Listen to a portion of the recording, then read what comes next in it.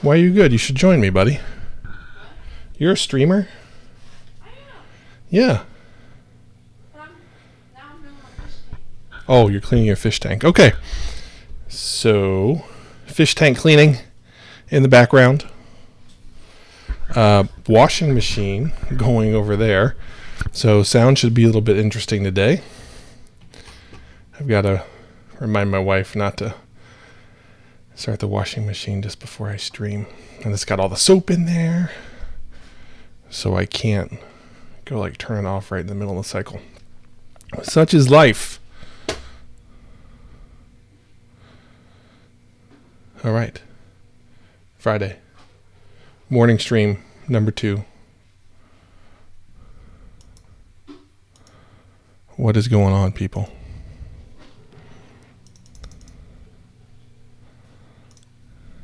I know people are there. I know you're there. I see Kraz 457 and Technobabble. As always. Brave Dave with the off-stream resub for 6 months. Holy guacamole. Technobabble. 5 months. Man. Thank you, everyone. It's a good day already. Kraz 457, how's it going? Don't lurk back there, buddy.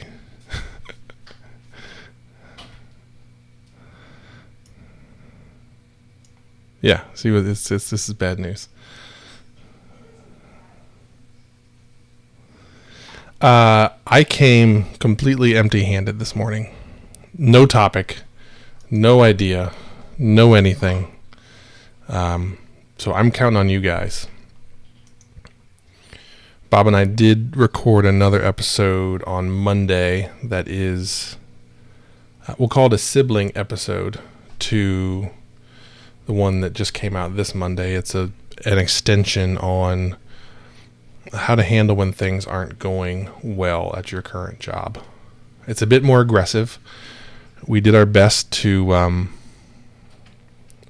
be 100% bad cop. And we lasted about 30 seconds before we lost it and started laughing. But that seems to be our norm. So you win some, you lose some.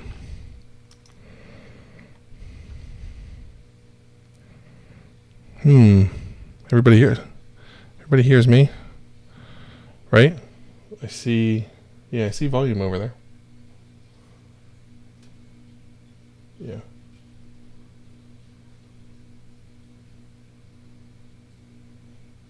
I think we're okay.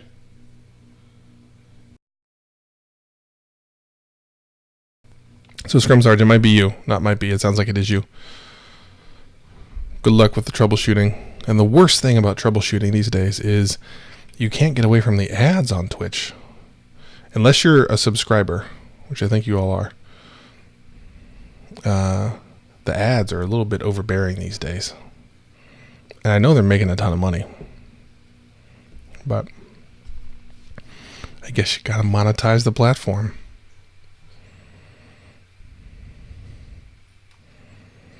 All right, so topics. What are people wrestling with? Otherwise, I will go back to Trello.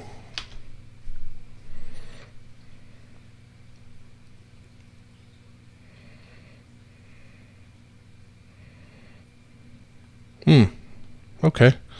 I got one. Pulling from our Trello board. Let me log in real quick here.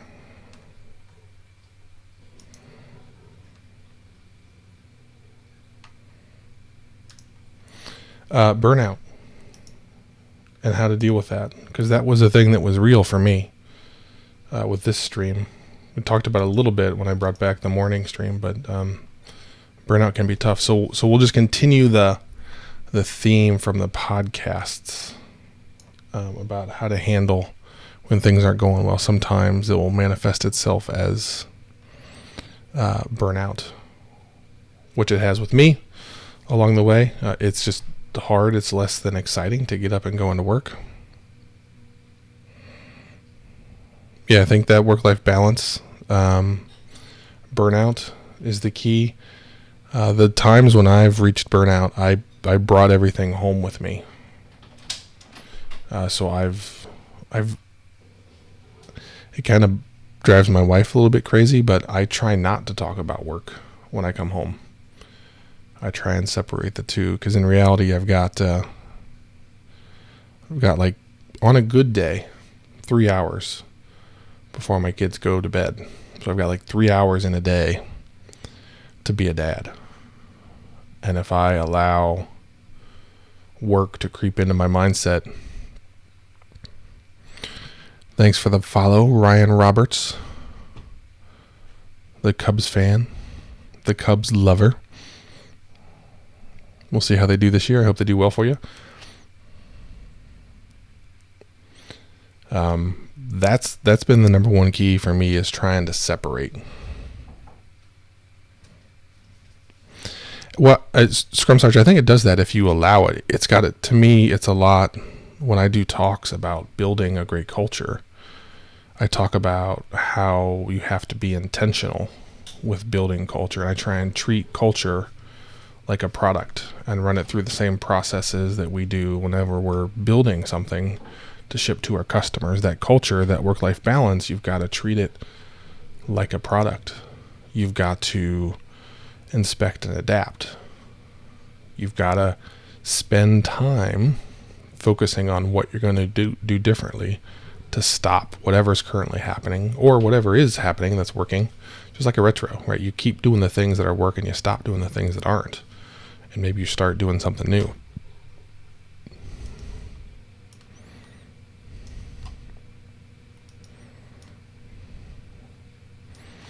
That's to me, it's got to be focused effort. It's like anything. If you passively allow that bleed to happen, then it's going to happen and it's going to consume you. And those are the mistakes that I've made along the way, that I've had to be really intentional. And again, like I just try not to talk about work at home. It drives my parents crazy too, because like, how's work? How's it going? Good. And I just try and leave it at that. Whether it's going good or bad, I just want to keep the separation. That's right, Brave Dave. We're back to the morning. I'm happier. I was getting burnout doing the nights. It is always the simplest problem, Scrum Sarge. Always.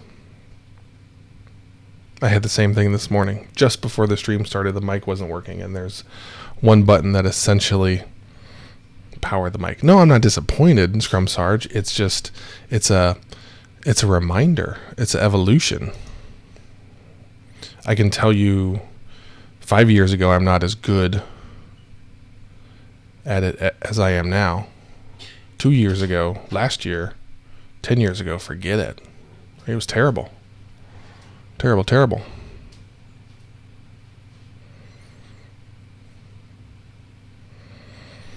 Yeah, it's oftentimes we Agile coaches don't, and I can say this because I do this all the time.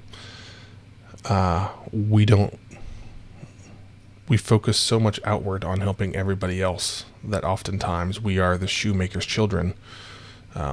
That everybody else gets the shoes and we get the leftovers. So you have to be rigorous and provide yourself the same focus that you give to all of your teams, because that's who we are. That's what we do. We tend to give. We are happiest when we're helping others and seeing them grow, which often leads to a lack of focus upon ourselves. So that's something that's been a thing for us and our family of late. Both my wife and I, as the kids have grown and they're a bit more independent, that's enabled us to turn that lens back on us, which has led to us starting like 4 companies in a year. So maybe our work in progress limits are a little out of whack. If Agile Biker was here, he would definitely give me a hard time. But luckily, he's on a bike touring the nation's national parks. So I'll be safe for another 2 weeks or so before he gets back. But that burnout, it's one of those things where you're in charge. You're in charge of that. You just have to spend the effort and energy to focus it on yourself. So that's all I know. That's all I've been able to figure out along the way. Certainly don't have all the answer. But yeah, when you feel it starting to bleed in either direction, Scrum Sarge, that's got to be that reminder. That's got to be one of those agile smells you have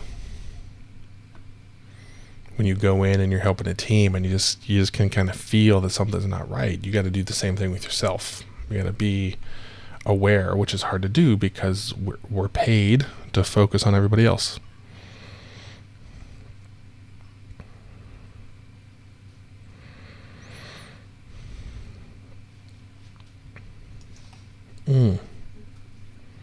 What are you laughing about back there?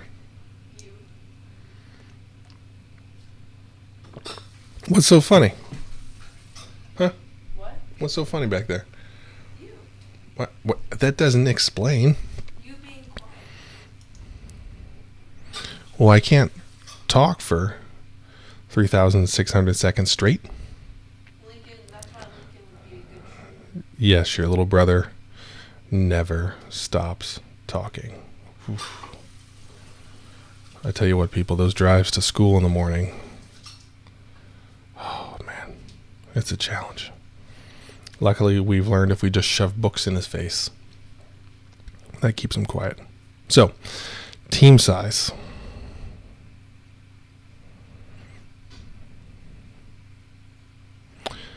I've bounced around. I've been all over the place. I once had a 12-person team. And we talked about, was it too big? Should we break it up?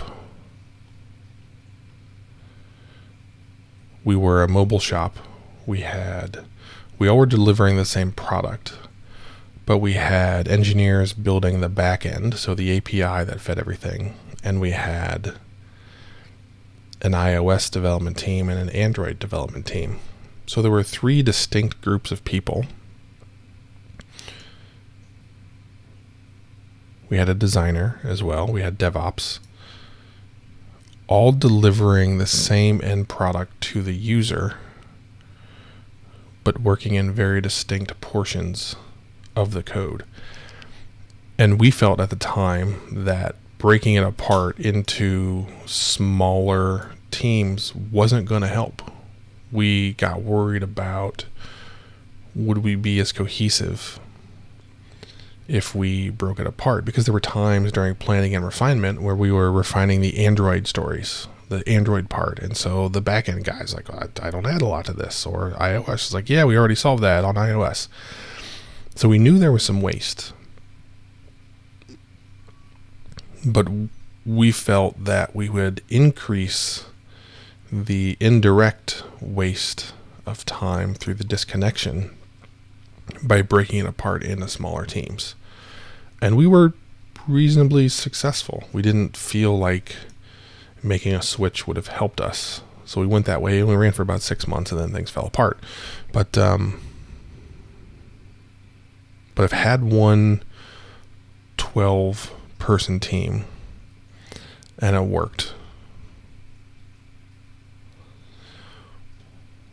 I think there's a lot of levers when you're looking at team size. Do you have the people?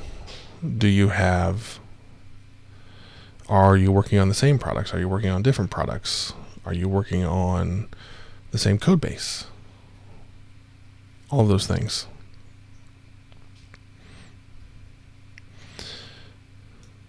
I think making a blanket statement around ideal team size, I am sure Harvard Business Review did a ton of research and talked to thousands of teams and found the ones that were best.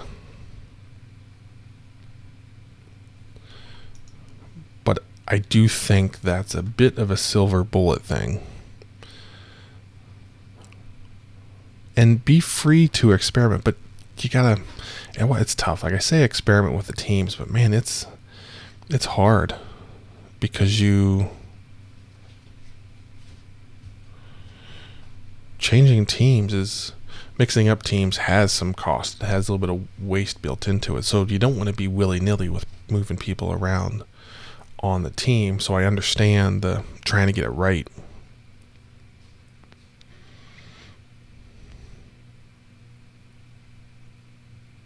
Lori Blue, welcome. Yeah, Lori, I started to say, feel free to experiment. And then I thought about the unraveling of things that happen when you flip-flop people in teams. Because I've made some serious mistakes with changing teams. I try and do that as little as possible these days. But, yeah, so, Brave Dave, I just think you've got to really look at what you've got, what the product makeup is, what the skills are within the team. That's the thing that I always focus on is I want that group to have everything they need to deliver the product, which is why we opted to stay together when we were back-end iOS and Android to deliver that product to our customers. That worked for us. So I think you've got to look at who you've got, technically speaking, on your team. And if you start to separate out and you create intentional dependencies across teams, then I think the waste of having those teams separated is going to be more than the waste of having a large team. So I do think you're going to have to optimize for your situation. I don't think it's one of those one size fits all.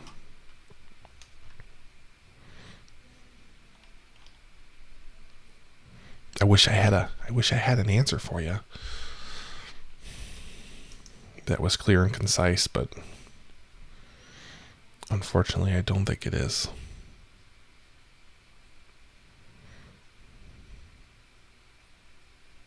Whoa. Enforced overtime.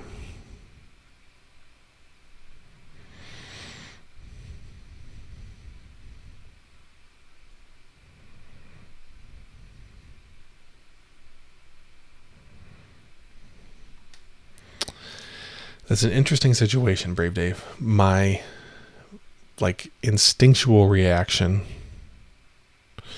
is that's not going to solve the problem of the expected overtime. And I've got something in my eye now and I can't see. And I'm trying to read. Okay. There we go.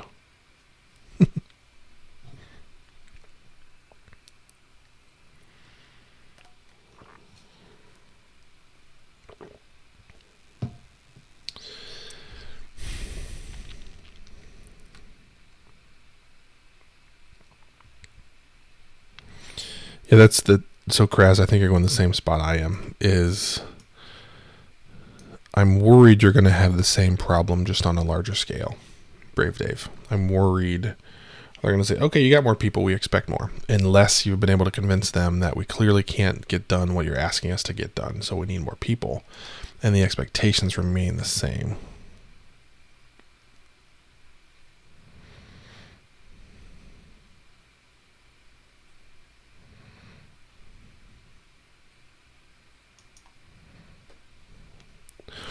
What? I don't even know how to react to that, Scrum Sarge.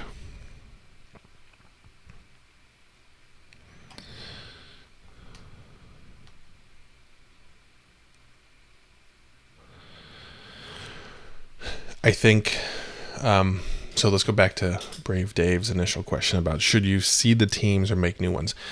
If your teams are good, and running well and healthy, and you think they're a good group, I would seed the teams. I would add new members into existing that will quickly ramp them up on your culture, your process, your patterns, your behaviors, everything goes along the board.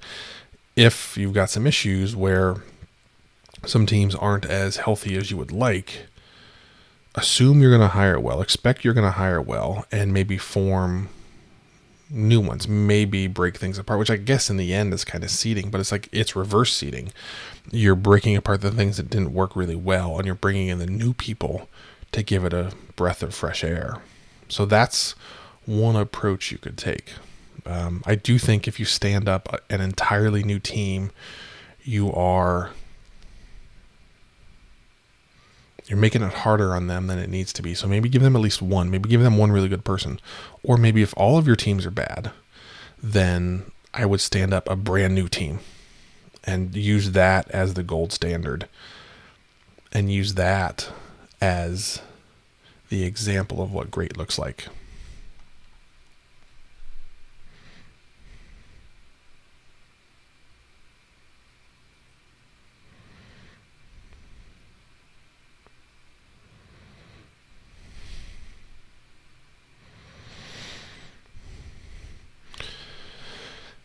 Man, rough stuff today, my friends. Rough day for everyone. Yeah, I have heard about the crunch of the gaming industry because there is that. Unless you're Valve Software, who, because of the revenue stream that is Steam, you are on this push to deliver in the seasons, in the buying seasons every year. You know, you think about when I grew up, the every year sports games, so the college football games, Madden, all those games, that there was a new version every year. I can only imagine everything went on to that.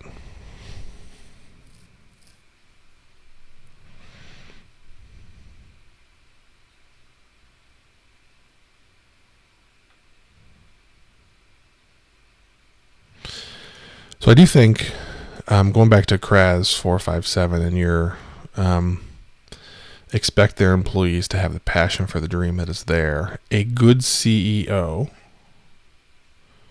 will connect everyone with that vision. They will coach everyone on the why behind what they're doing. They will create that passion within the team. That's a great CEO, right? That's a great CEO. Like that's what the best of the best do. So that's why it's hard, is getting CEOs to understand that it is a near full-time job to infuse that passion, that understanding of why we do what we do, and that it's so important for all the right reasons, right? Especially in this day and age where people are more willing to work their tails off when they believe they're making a difference. Getting everybody to understand the why is more important than ever. Yet, unfortunately, so many leaders spend so little time doing it.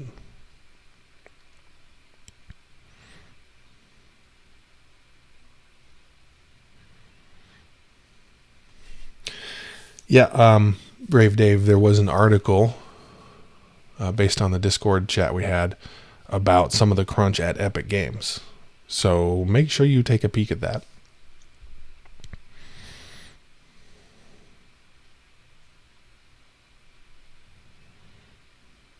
One of the things that I've been doing to help leaders understand that is asking why. So I was in a meeting yesterday where, and I'll try and find that article, Brave Dave. I was in a meeting where someone said, we're up against it with the date and we have to deliver by X date. And I just simply asked why. Like, what are the drivers for that? Where is it coming from? And why is that date a thing? And that's what the leader should be leading with. They should be leading with not a date. They should be leading with, here's why this is so important. And if we can do this by this date, here's what it unlocks. Here's what it means to our customers, to our business, to whatever.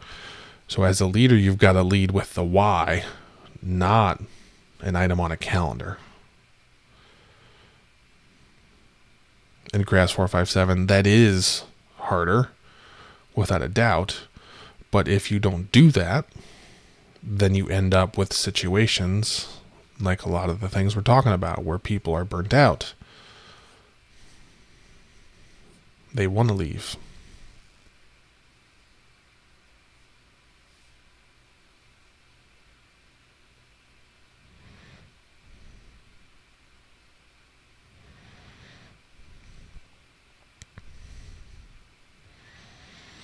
Yeah, the industry is a challenge. And I do think Valve Software is an outlier because their revenue stream is driven mostly by the gaming platform they built in Steam and not by the individual games that they released. I think Epic Games, Brave Dave, has an opportunity as well, because I think they're nearing platform.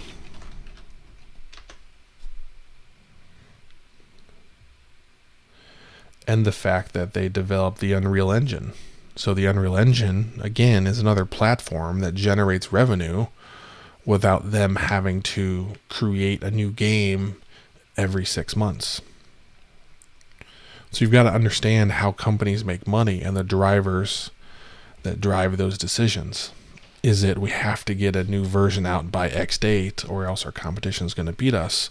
Or is it that we've invested more broadly, we have a more diverse portfolio of products that allow us to have a sustainable pace like you guys are talking about?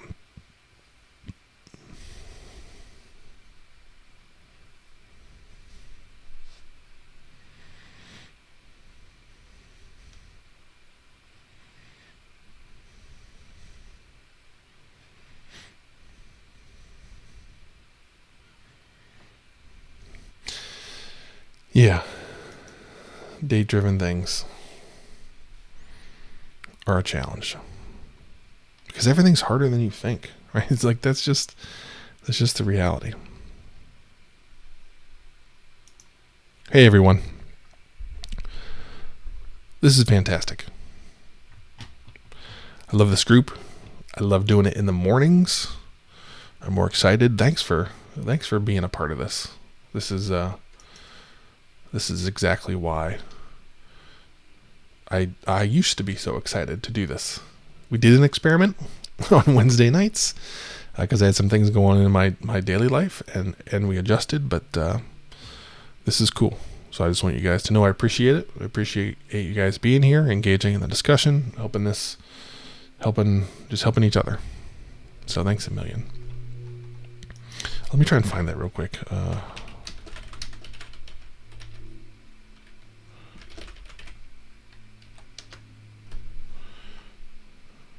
Yeah, here we go.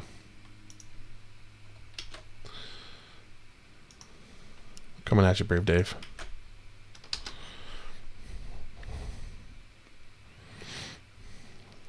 It is a more vibrant conversation. I tell you what, because I've got more energy. It's not the end of the day, so that's been a good thing for me, and it certainly helps for you guys.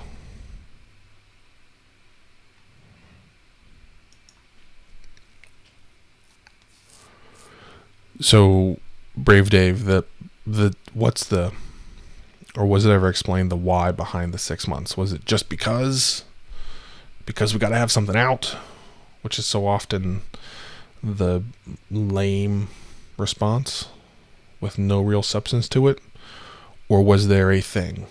Like I can tell you for the startup that I'm working on, one of the big dates that we want to be able to launch around is TwitchCon.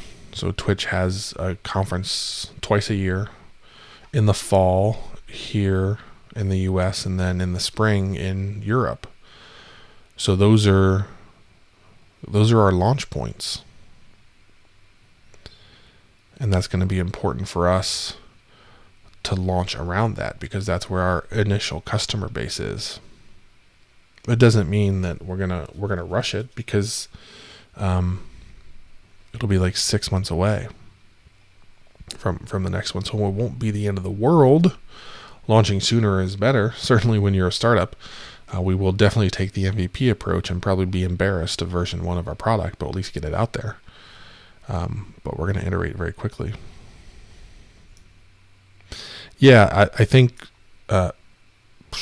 strategic marketing is essentially arbitrary.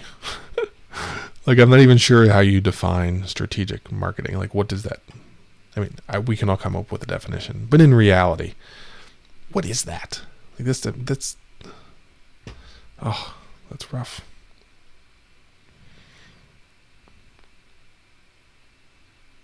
That is rough.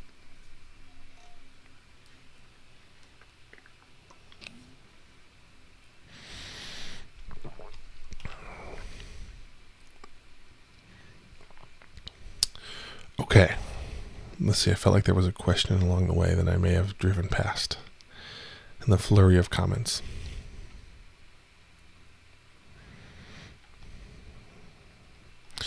I do think an industry will change, Kraz 457, as you asked, but it's going to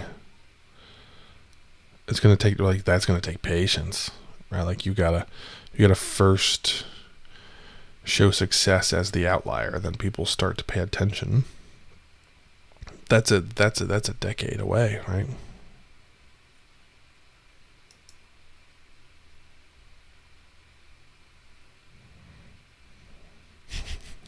Yeah, that is one of those famous quotes, Scrum Sergeant. I'm not exactly sure where it came from, but I do think it's a good mantra. It's a good approach. What is the perfect is the enemy of good, or there's a million variations of that. So, yeah, Brave Dave, I get it. We moved from Ohio down here to the Triangle area, North Carolina, and I can tell you what, we should have done it sooner. It's been good for the family, been good for their careers, it's been good for a lot of things. So, I'd be happy to help you if this is an area that you're looking to get into. Let me know. We can talk offline or on Discord or something about things you're looking for, and maybe get you connected with some folks if this is an area that you're targeting.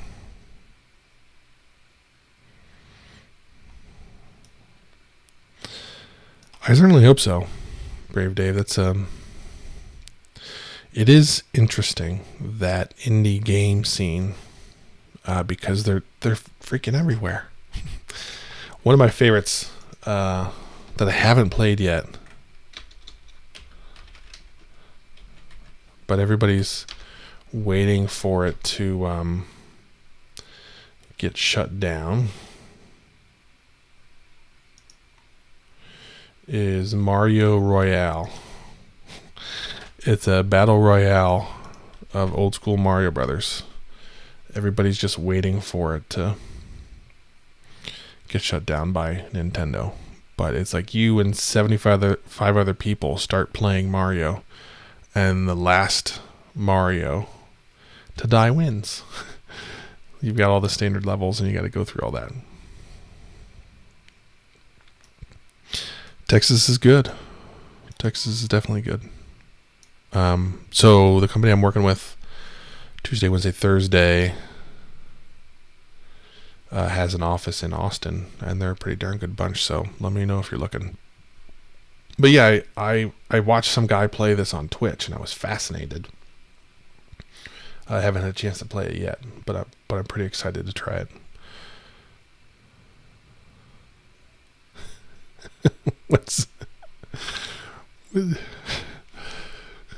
I tell you what, Scrum Sarge, that was fantastic. I wish I could subscribe to you right now. Oh my gosh. Fixing to saddle up. I'm surprised you didn't say mosey on down here or something. Yeah, but it's kind of fun that you jumped out and did that.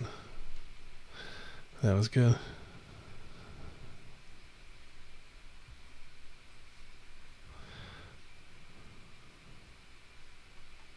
Yeah, I've not adopted the y'all here in North Carolina. I think the issue with North Carolina is so many people here are not from North Carolina. So it ends up. Ooh, that's a valid question, Brave Dave. Are cowboy boots included?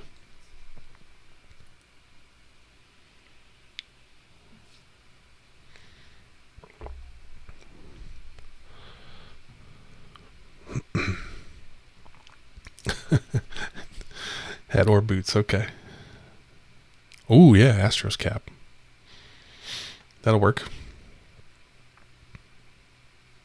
Yeah, when you move here, you are immediately attacked with which school's your favorite. Is it Duke or UNC or NC State? And like, you're not allowed to say, I don't care. People look at you like you're freaking crazy. But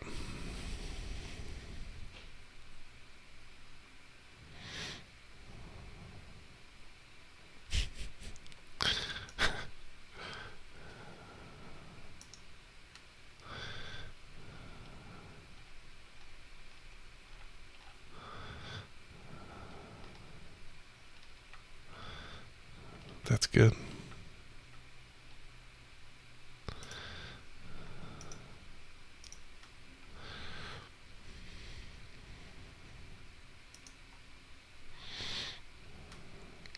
Yeah, but yeah, Kraz, it's just people just like it was like the first day at every job is pretty much like that. Like, okay, which one? I remember my first day on my first job here, and like people said it like that, like, okay, which one? Like, which one? What? Like, what are you talking about? And then they explained it to me. I'm like, I don't know. I'm from Ohio. I don't really care, but.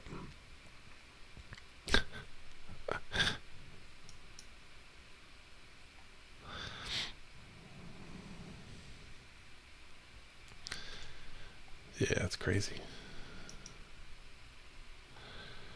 All right, my friends. What else is on the table? What else can we help with?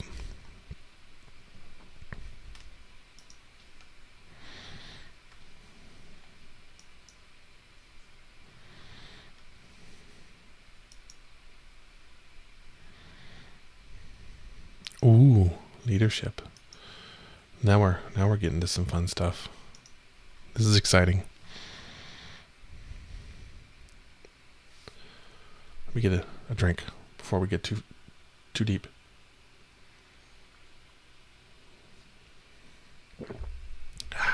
It's good. It's good.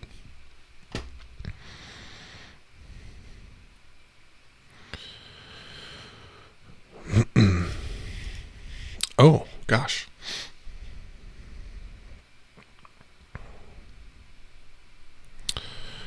Negative EV. Welcome. Thanks for following.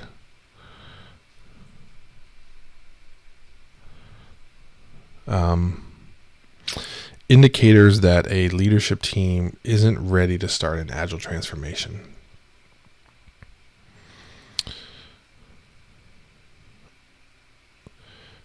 I found that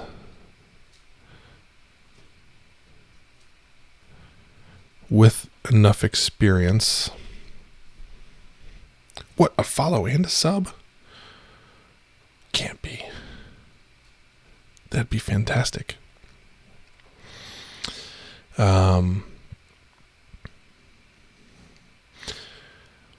What I do as an outside coach, I sit down and I talk with the leaders and I work with them to understand the importance of their role to the success of the transformation.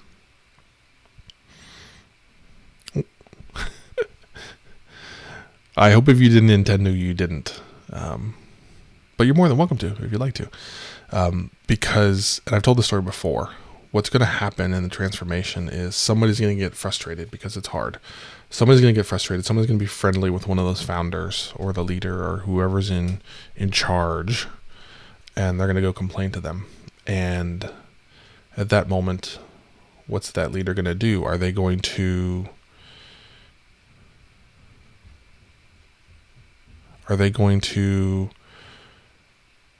stand behind it and say, okay, I hear you, I get it, but it's hard and this is the direction that we're going to go?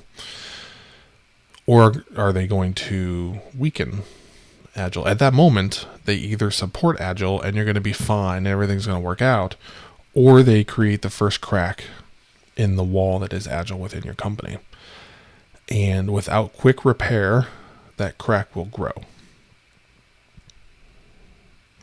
So that's an important piece, is having that discussion early. I think a key indicator is also asking them why. Why is a shift to Agile important, or why is Agile important to the success of their business? And that's the question you've got to ask. You've got to ask, how is this important to the success of your business? Don't let them just say, it allows us to do whatever with our software team. It can't be about that. It's got to be, they have to believe that this shift, this adjustment will fundamentally improve the company. If not, if they don't say it with conviction, and you'll know, if they can't clearly articulate that with conviction, then they aren't doing it for the right reasons. If they don't believe the impact it will make to their organization, to the company, to the customers, it's gonna fall flat, because they don't have the backbone that's needed to support that transformation to be successful to the end. I'm sure they'll stand up in front of the company and say all the right things at the kickoff meeting or whatever it might be. But 9 months later, when things are not going well and everybody's frustrated, what are they going to do? That's what you've got to figure out.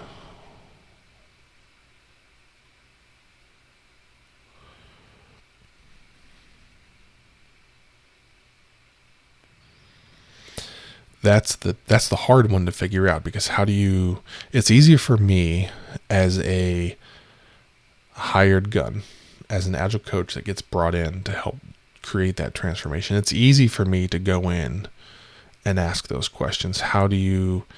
You've got to have access to those leaders during the hiring process, which is, I think, completely fair for you guys to ask during the hiring process. Say, hey, listen, Agile's a key reason of why I'm coming here. Is there any way I can get 15, 20, 30 minutes with whoever's in charge of the transformation? You'll be able to feel the conviction. You'll know in 5 minutes. They'll get excited. They'll get a twinkle in their eye. If they just give you textbook answers, they don't really believe. They're just saying it to say it because that's a thing. Maybe the board is pushing them, because that got me. The board pushed everything at Dude Solutions because they knew that was the right answer. But ultimately, the leaders inside the company didn't really believe in it. They didn't believe it was going to fundamentally improve the way the company operated. And that was the missing piece. That was what eventually led to a bit of an unraveling there.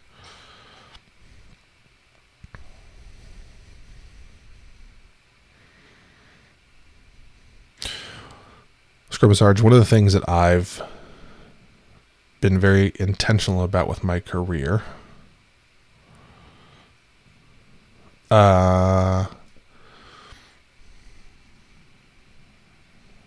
depends. So CTO at the Dude, the CTO that was hired when I was there,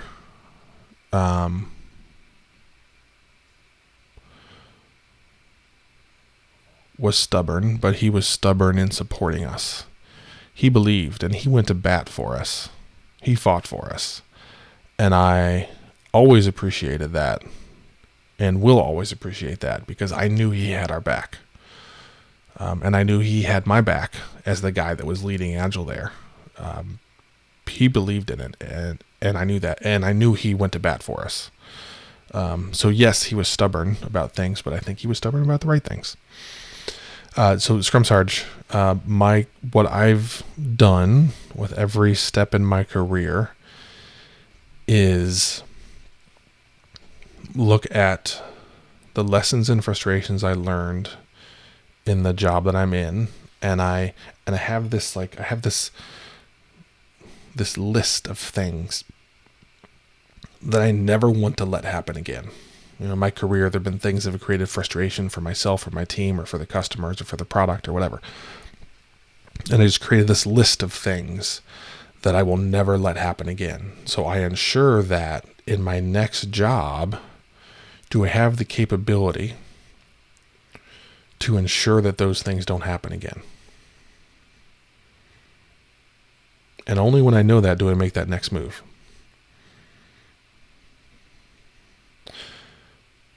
Then I get to that new job and I add a few things more to that list because I learned more. There's a new situation that I'd never seen, I'd never been a part of. So then that list grows, and now that next role, can I control and ensure that that larger list now doesn't happen? And usually what that has meant to me is, do I have a broader span of control? Do I have the capability to prevent these things from happening? I felt like there was a point in my career where I got really good and I could stand up an engineering team like that and they'd be rocking and rolling. They'd be fantastic. So I conquered that. But yet there were still frustrations that were caused outside of my organization. So now the next step for me was, okay, can I have a larger role across just one department? So now it got to organization and company building, not just department building, because I felt like I could control and ensure that none of those bad things would happen in my department. But yet there's a whole lot more that goes beyond the four walls of your team. So that was that next step for me. And every career move along the way has been just adding to that list of never let it happen again. And does this job give me the comfort that I can ensure that those things won't happen?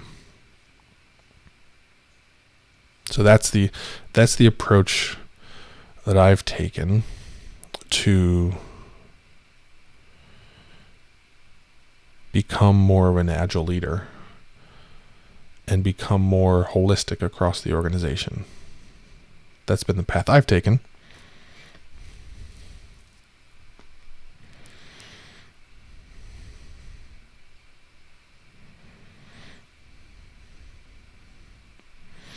Yeah, Crash 457. I think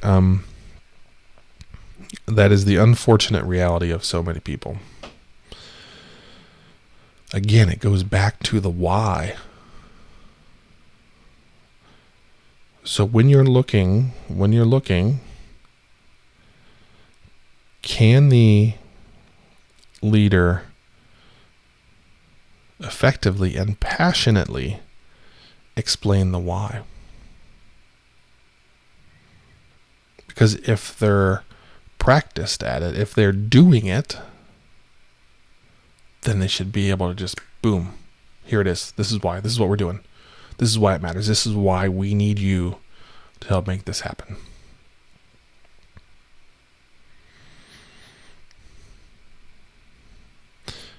So understand if the leader or leaders have a clear understanding and can passionately articulate the why. Because that's their job as a leader. Forget software. Forget whatever. Just as a leader, to be a leader and not a manager, if you can clearly communicate to the team why what they do is so important, and you have capable people that care, everything takes care of itself. Everything. But that becomes your job. Your job moves away from operations and more to communications. That's the key difference.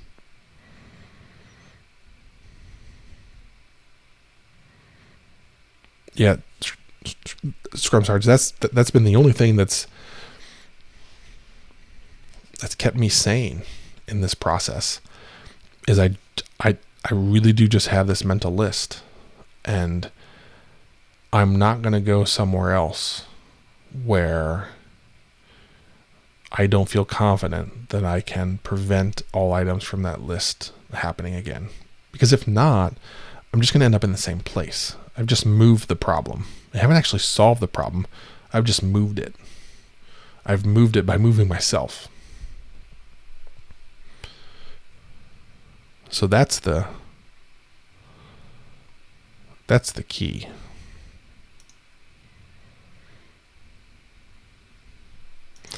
Negative EV.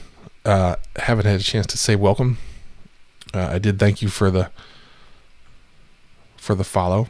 I think the blue crown just means you have Twitch Prime connected to your account. I think the purple star denotes the subscriber to this channel. So how'd you hear about us, Negative? Be interested to hear that. I'm trying to figure out how we keep growing our stream. We are here every Friday from 11 a.m. Eastern to about 12, so probably about 5 more minutes.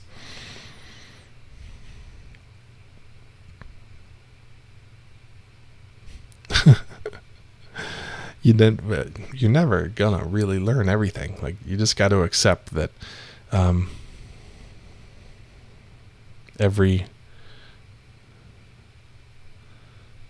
just make that little improvement with every job. All right, cool. Hey, glad we sounded interesting, at least. I think that's about it, folks, unless anybody's got any last-minute heavy hitters.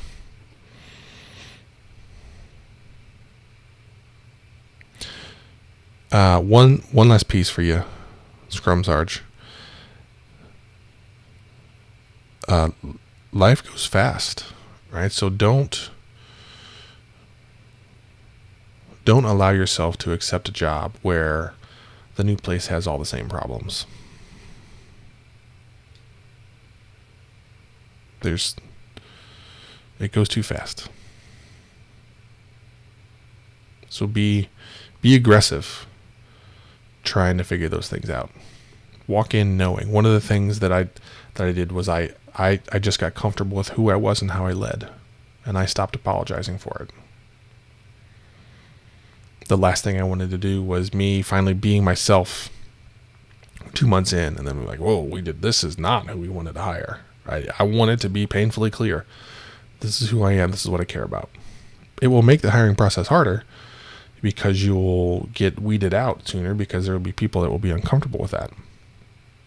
But in the end, you discover that sooner. You shorten the feedback loop. So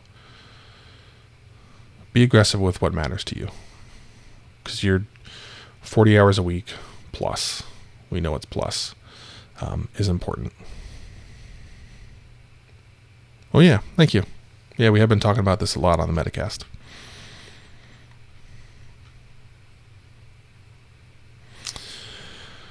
Okay, my friends, I'm going to sign off. I will see you all next Friday. Take care. Thanks for being here. Thanks for making a great discussion, too. I know I said it once about halfway through, but like Technobabble said, it's a good day today. Thank you. And you guys made it happen, right? It certainly was not me sitting here flapping my gums. All right, we'll see you.